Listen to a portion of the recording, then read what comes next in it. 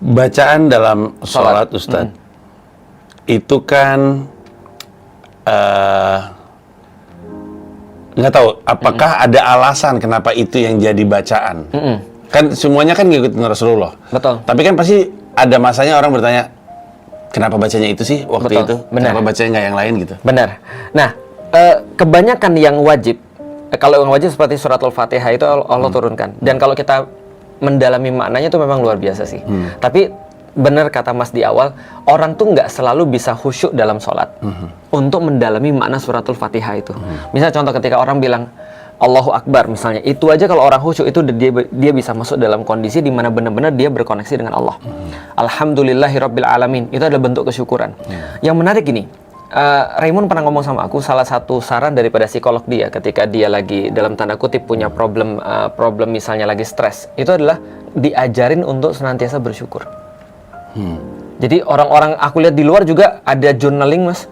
Itu malam-malam disuruh nulis journaling. Itu adalah yang pertama harus ditulis adalah apa yang kamu syukuri pada hari ini. Aku masih hidup, aku masih punya anak-anak yang baik, aku masih punya orang tua, aku masih punya makanan yang dimakan. Nah, jadi semua kesyukuran itu adalah bentuk daripada cara orang untuk healing. Nah, kalimat pertama, koneksi dengan Allah, bukan istighfar, bukan juga bismillah. Karena bismillah itu ada yang mengatakan masuk dalam ayat, dalam suratul Fatihah, ada yang bilang enggak. Tapi kalau kita ambil yang enggak, berarti kalimat pertama, koneksi manusia dengan Allah adalah Alhamdulillah. Rasa syukur pada Allah, Alhamdulillah. Ketika itu kita bayangin, apa sih yang kita Alhamdulillah itu? Damn, that's strong. Nah, itu bacaannya, tapi itu datangnya dari Allah, tapi ada yang datang dari manusia. Misalnya contoh ketika habis Rasul ruku, terus kemudian Rasul berdiri. Ada orang yang kemudian bilang, Rabbana lakal hamd.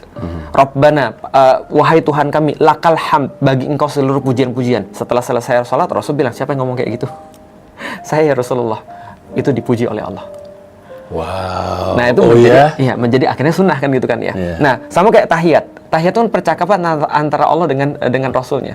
At-tahiyatul dan seterusnya. Ini segala puji-pujian bagi Allah. Terus kemudian dikatakan bagi Rasulnya juga. Enggak, ini bagi Rasul-Rasul yang lain juga, enggak bagimu. Dan ini kan adalah sebuah percakapan sebenarnya. Nah, kalau kita mendalami lebih dalam lagi, kita baru mendapati tambahan-tambahan makna, value daripada sholat itu. Bahwasanya benar sholat adalah bagaimana cara kita berkoneksi dengan Allah, diawali dengan grateful, rasa syukur. Ketika kita bersyukur, Allah bilang Allah tambahin. Maka ketika kita bersyukur, Allah bilang, ya udah, kalau kamu udah bersyukur, kamu punya permintaan apa?